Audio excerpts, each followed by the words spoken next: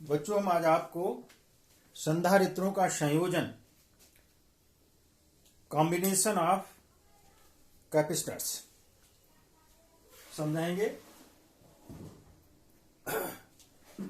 अब इन संधारित्रों को हम दो तरीके से जोड़ते हैं परिपथ के अंदर, श्रेणी क्रम में और समांतर क्रम में। तो पहला है श्रेणी क्रम में, combination of capacitors in series. अब सीरीज में हम इनको कैसे जोड़ते हैं? तो देखिए, ये हमारा पहला संधारित्र है, ठीक, ये दूसरा संधारित्र है और ये तीसरा संधारित्र है। इसको हमने प्लस क्यू चार्ज दिया, प्लस क्यू चार्ज, तो इस प्लेट पर ये प्लस चार्ज ऐसे यहां पैदा हो जाएगा, इस पर minus minus plus Q charge हम जब इस प्लेट को देंगे तो ये क्यू चार्ज इसमें फैल जाएगा, इसकी इनसाइड में, जिसके कारण प्रेरण के कारण इसकी दूसरी प्लेट पर अंदर की साइड में माइनस चार्ज और बाहर की साइड में यहां प्लस चार्ज पैदा हो जाएगा। ठीक, इस प्लस चार्ज इस प्लेट पे चला जाएगा, इसको हम इससे कनेक्ट कर देते हैं, तो इस पे प्लस हो जाएगा अंदर, और इसके कारण यहां माइनस, इस माइनस के कारण यहां प्लस पैदा होगा जो इस प्लेट पे चला जाएगा, तो यहां प्लस और यहां माइनस। ठीक, अब यहां प्लस चार्ज पैदा होगा, इस प्लस चार्ज को हम किससे कनेक्ट कर देंगे? अर्थ से, ठीक, पृथ्वी, इसको हम अर्थ से कनेक्ट कर देंगे, तो ये यहां जो प्लस चार्ज पैदा होगा वो जमीन में चला जाएगा, अर्थात पृथ्वी से इलेक्ट्रॉन आकर के यहां उत्पन्न धन चार्ज को उदासीन कर देंगे। तो सबसे पहले समझिए कि संधारित्र की पहली प्लेट को हम किसी स्रोत से, ये हमारा जो है कोई स्रोत है, आवेश का स्रोत जो इसको आवेश प्रवाह उपलब्ध कराएगा, उससे कनेक्ट करते हैं। इसकी दूसरी प्लेट को दूसरे संधारित्र की पहली प्लेट से, दूसरे संधारित्र की दूसरी प्लेट को तीसरे संधारित्र की पहली प्लेट से, और तीसरे की अंतिम प्लेट को हम पृथ्वी से कनेक्ट कर देते हैं। इस तरह से कनेक्ट करने के बाद इस प्लेट पर प्लस क्यू, तो इस पर माइनस क्यू चार्ज, तो इस पर प्लस क्यू, इस पर माइनस क्यू, इस पर प्लस क्यू, तो इस पर माइनस क्यू चार्ज पैदा हो जाएगा। ठीक है, हम मान लेते हैं कि इसकी धारिता C1 है, धारिता इसकी C1 है, C1 धारिता है, इसकी धारिता C2 है और इसकी धारिता C3 है। ठीक है, इसके प्लेटों के मध्य विभवांतर, इसके मध्य विभवांतर यहां V1 है, V1,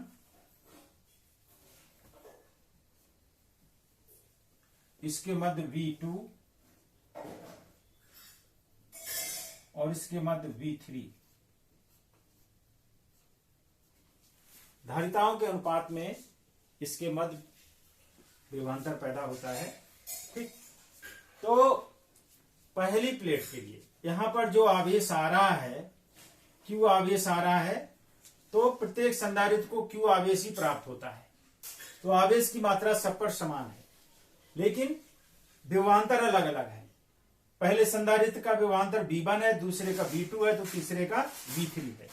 ठीक, अगर हम मान लें इस पूरे कॉम्बिनेशन, यानी ये A पॉइंट, A टर्मिनल और ये B टर्मिनल, A B के मध्य जोड़े गए तीनों संधारित्रों का कुल तुल्य विभवांतर, A B टर्मिनल के मध्य तुल्य विभवांतर V हो, ये यहां से यहां तक, ये V विभवांतर। ठीक है, तो V हमारा 3 पार्ट्स में डिवाइड हो जाता है, V1, V2, V3।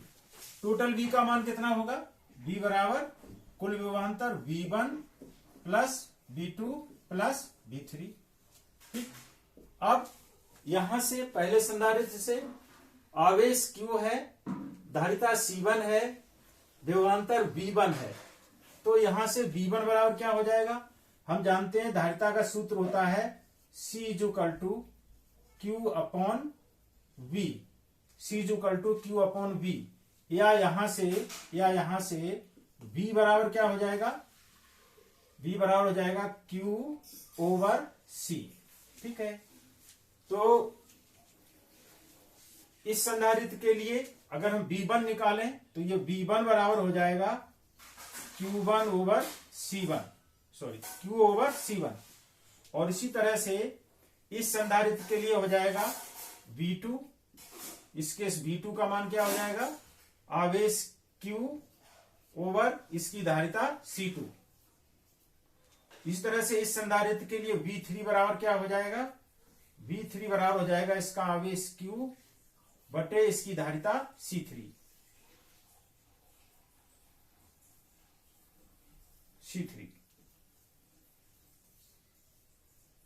ठीक है। अच्छा, V1 V2 V3 के मान इसमें रख दो, तो ये हमारा हो जाएगा Q/C1 plus Q/C2 plus Q/C3। अब आवेश Q दिया जा रहा है, ए बी टर्मिनल के मध्य विभवांतर तुल्य V है। हम मान लेते हैं ए बी के मध्य तुल्य धारिता C है।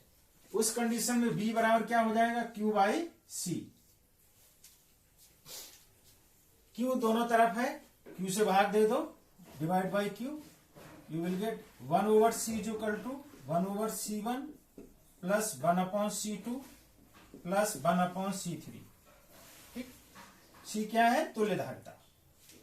C1 C2 C3 संधारित्र जो कि श्रेणी क्रम में जोड़े गए हैं, उसकी तुल्य धारिता C कितनी हुई जाकर के 1/C बराबर 1/C1 plus 1/C2 plus 1/C3।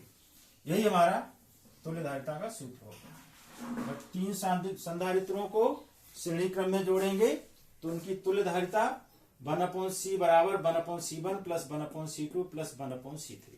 ठीक है, यहां एक बात याद रखिए, अगर संधारित्रों की संख्या 3 से अधिक है, कितने भी संधारित्र हो सकते हैं, मान लो n संधारित्र हैं, तब सूत्र क्या हो जाएगा, n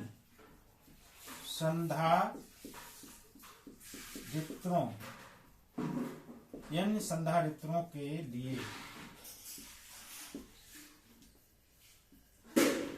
लिए तुल्य धारिता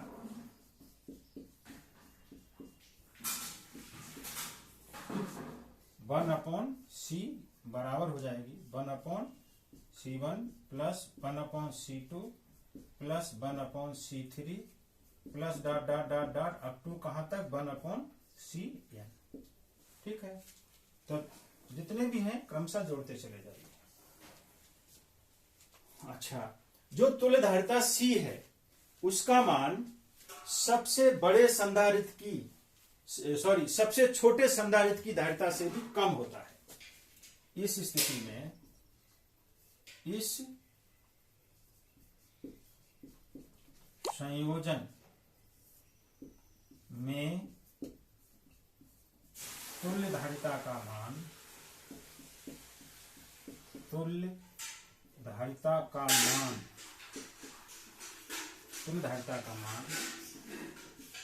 परिपथ में जोड़े गए सबसे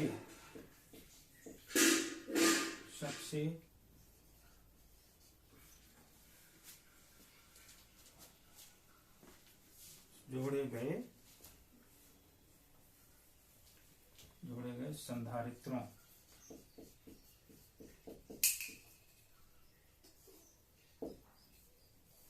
गए संधारित्रों में सबसे कम धारिता वाले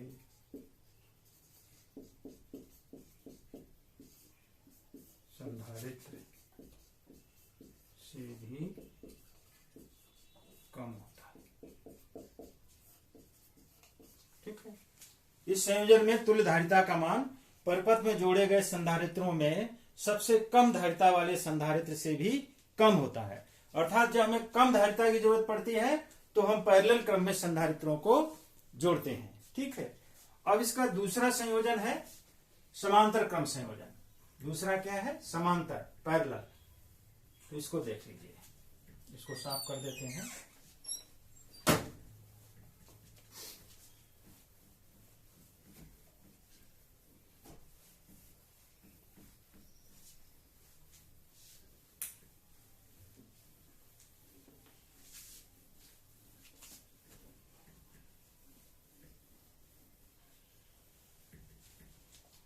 दूसरा है हमारा समांतर क्रम संयोजन। समांतर क्रम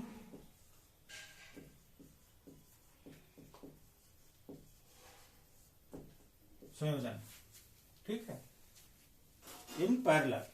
ठीक है, पैरेलल कॉम्बिनेशन।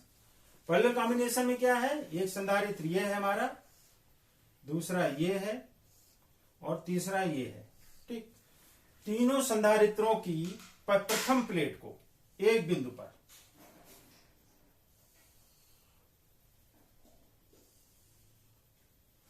और तीनों संधारित्रों की दूसरी प्लेट को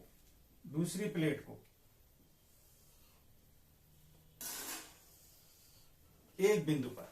तो एक टर्मिनल हमारा ये बन गया और एक टर्मिनल हमारा ये बन गया। ये ए टर्मिनल है और ये बी टर्मिनल। ठीक, कैसे जोड़ा गया है? संधारित्रों को जब हम समांतर क्रम में जोड़ते हैं तो संधारित्रों की प्रथम प्लेट को एक बिंदु पर और इसकी दूसरी अंतिम प्लेट को एक बिंदु पर जोड़ देते हैं। इस तरह का संयोजन समांतर क्रम संयोजन कहलाता है। अब इसमें देखिए, ये हम इसको किसी स्रोत से जोड़ देते हैं आवेशित करने के लिए, स्रोत। ठीक है, और बी का संबंध हम पृथ्वी से कर देते हैं, अर्थ। अब देखो, अगर इसको हम क्यू आवेश देते हैं, क्यू आवेश देंगे, स्रोत से कितना आवेश आ रहा है? क्यू आवेश आ रहा है। तो यहां आकर के आवेश 3 भागों में डिवाइड हो जाएगा, 1 2 3। मान लो Q1 आवेश इसको मिल गया, Q1, इसको Q2 मिल गया, Q2, और इसको Q3 मिल गया।